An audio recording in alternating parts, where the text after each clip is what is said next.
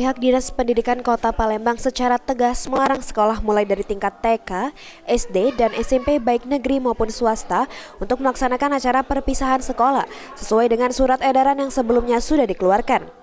Ditemui pada Rabu 28 Februari 2024, Kepala Dinas Pendidikan Kota Palembang, Ansori, mengatakan, meski acara perpisahan sekolah sudah menjadi kebiasaan, namun larangan yang dibuat dalam surat edaran tersebut sudah melalui kajian dan pertimbangan.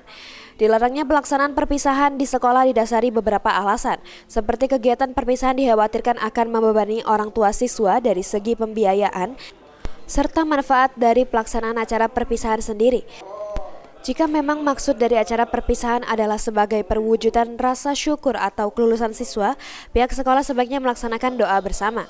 Lihat di kalangan masyarakat ini lebih banyak unsur poya-poyanya ini ya. Bukan bentuk syukurannya ini karena kita semuanya kalau kita mendapat kebahagiaan tapi kita rasa syukurnya itu kita tuangkan dengan berdoa bersama seperti itu. Nah di sisi lain dengan berbayar ini tidak semua masyarakat tuh mampu untuk ikut serta dalam membayar tersebut. Nah, inilah. Ditambahkan Ansori, jika masih ada sekolah yang meminta iuran untuk pelaksanaan kelulusan siswa, orang tua maupun wali siswa diminta untuk segera melapor ke Dinas Pendidikan Palembang.